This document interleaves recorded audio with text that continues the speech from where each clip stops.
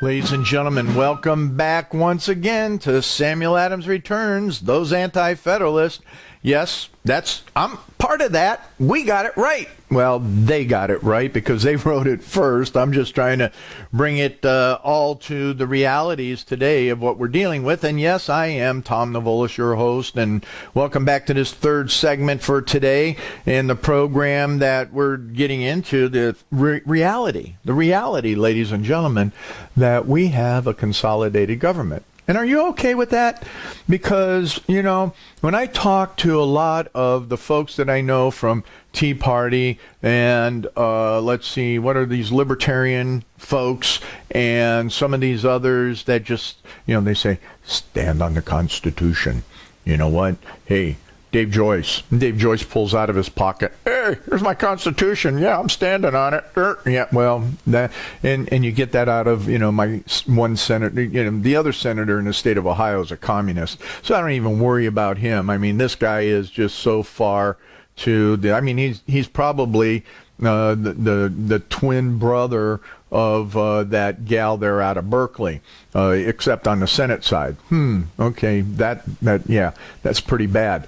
But Anti-Federalists predicted it. What can I say? They absolutely predicted it. So Patrick Henry, during that argument, you know, I think I've talked about it before, but I think it's relevant to bring it out again, is that he goes in here and he's talking about what happened in that federal convention, and he goes, I am sure they were fully impressed with the necessity of forming a great consolidated government instead of a confederation. This is a consolidated government, and it is demonstrably clear, and the danger of such a government is, to my mind, very striking. You know, he has a high veneration for a lot of the people that were there, for Washington, so on and so forth. But he goes on is that the states are the characteristics and the soul of a confederation. If the states be not the agents of this compact, it must be one great consolidated national government of the people of all the states. So Patrick Henry was slamming on this thing and going, you know what, we're consolidated. And ladies and gentlemen, it's just what it is. He's argued before that where did the convention have the authority, even in the preamble, to write "we the people" instead of "we the states"? Where was it? And these other anti-federalists were arguing continuously, where is it that here this Constitution was foisted upon the people, and yes, it went into debates within the states, but it was not open immediately for any type of any other type of commentary except to argue it, and you had to make a choice. It was either yes or no, without saying, no, let's go back and look at how do we amendment. All the amendments had to come after. Oh, wait a minute. That just reminds me of Nancy Pelosi in that whole commentary. You know, we have to pass it before we understand it. Wow. I think she got that line right from the Federalist, and you know, that whole point of you got to take this thing on. That's interesting. Has the minds of people, when it comes to trying to consolidate power, really changed? No. I mean, you know, let's face it. The realities of the evils and all of that are there, and that's why I always say, and will continue to say, and you're gonna, you know, if you can't handle me repeating some things, and I apologize, but that's the difference between the Federalists and the Anti-Federalists.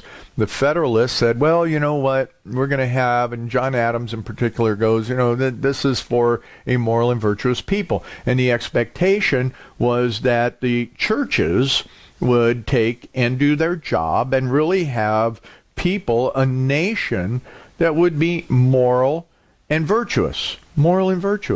And yet, you know, we've not allowed that to happen. Instead, we've allowed the evil to become predominant, and as a result, you know, we don't have a means of really implementing what we talked about the last time, constitutionalism, of that framework, because the people have no capacity. And to the extent you don't understand that this, if you're part of a consolidated government, that means that, it's interesting. We're seeing all of that. Obamacare, if you will, I call it Congress Care, is the greatest implementation effort in that consolidation. And we're seeing that with this president. Hey, you know what? I did mention it a minute or two ago in the last segment.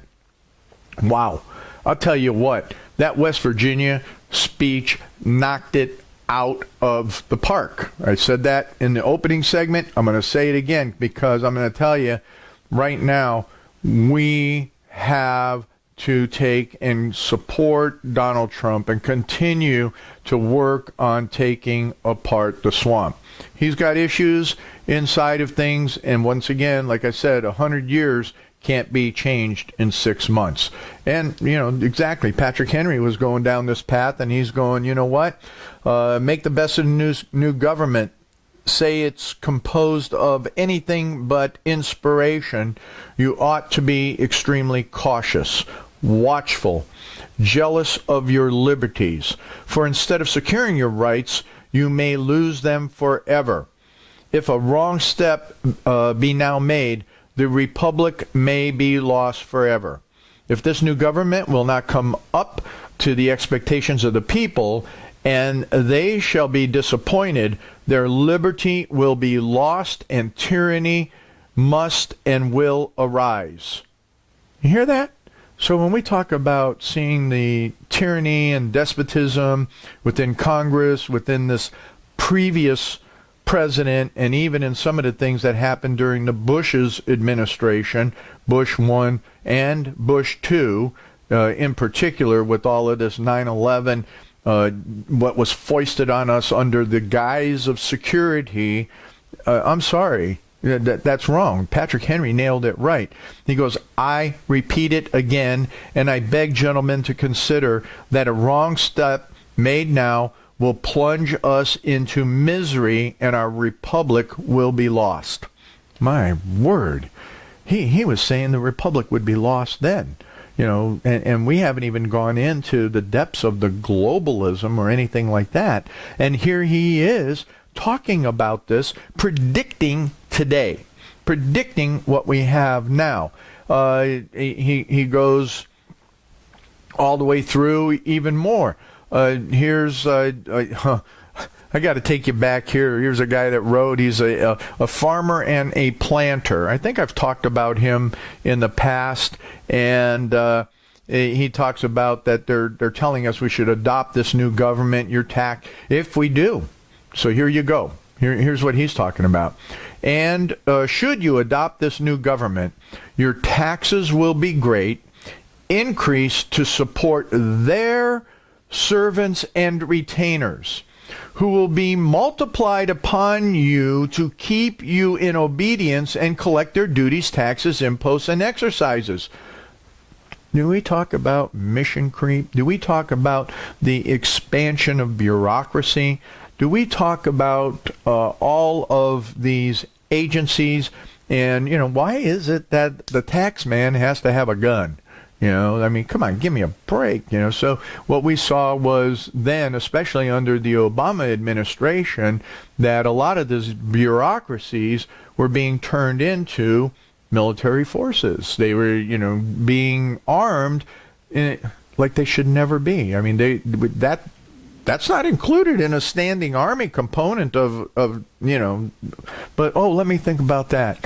What the Machiavellian perspective that you have to keep certain things looking alike while you're undergirding them with other stuff. And wow, that becomes pretty interesting when you really think about that. If you take and overtly utilize the military, which they were very, very concerned about, the Anti-federalists were very concerned about the overt use of a standing army to take and do all of this. But you know what?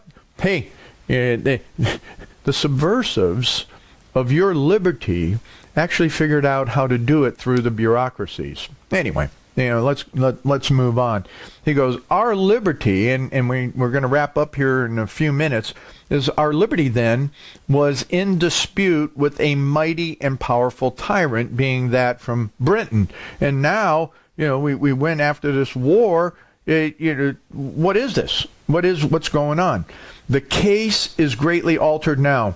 You conquered the enemy, and the rich men now think to subdue you by their wiles and arts, or make you or persuade you to do it yourself. What? Well, yeah, hey, we get on there, Jim Acosta and all of this, Lady Liberty, here's the poem. Wait a minute, the poem is a poem and has nothing to do with policy. So here you have and this is what I put in my article that I put up and reference for you, is that the mainstream media is not intelligent. The whole idea is that, oh gosh, they're going to use persuasion. They're going to use these other things to do what? To get you to be conquered yourself. And de Tocqueville talk about that, hey, America's going to be great until what? We talked about that a couple of weeks ago, is that America will be great until Congress understands how to do what? Enslave you and I, or bribe us with our own money. Oh boy, here we go. The aim, I perceive, is now to destroy that liberty which you set up as a reward for the blood and treasure you expended in the pursuit of an establishment of it. They well know that open force will not succeed at this time, and have chosen a safer method by offering you a plan of a new federal government contrived with great art and shaded with obscurity, and recommended to you to adopt, which if you do, their scheme is completed. The yoke is fixed upon your neck, and you will be undone perhaps forever. And your boasted liberty is but a sound. Farewell. Be wise and watchful, and guard yourself against the dangers that are concealed in this plan of the new federal government. A farmer and a planter. How much more of a warning? And when we look at, then what does it mean to the defined Bill of Rights? How is it that has been perverted? We have seen our Fourth Amendment based on the National Defense Act, or that has been subverted. We've seen Supreme Court cases that now have subverted and usurped what? Our liberties, our rights. On and on it goes. The First Amendment in its true meaning, especially religious liberty, has been under attack. Ladies and gentlemen, I'd really like to wrap up this week with a challenge that read some of the Anti-Federalists. I'll give you the references once again, or they're there, as I always do. And you know what? You need to do the homework as well. Because if you want our liberties, or if you have the American DNA that is desiring to understand those liberties of the founders and what the Anti-Federalists were talking about, then you need to dig in and understand that the complexities of what is happening today is even more so than what it was at the time that the Anti-Federalists were challenging us to do what? To guard ourselves, to be watchful. And that's what we need to do. That's what you need to do, is to be watchful and to understand very, very clearly what is liberty? What does that really mean? And what is constitutionalism over just the framework of the Constitution? So your challenge then is to actually read. I know there's some of you on Facebook that said, do I have to read this stuff? Well, yeah, if you really want to stand firm, you need to read it. And it's not a lot. I'm not giving you a lot of homework, but you know what? I'd like to engage you then in that conversation, especially what we're doing with our next generation of policymakers at SACPS. We're working at Yes, engaging them. So come on back next week because, yes, Sam Adams is rising and the Anti-Federalists, they got it right here on Liberty Works Radio Network.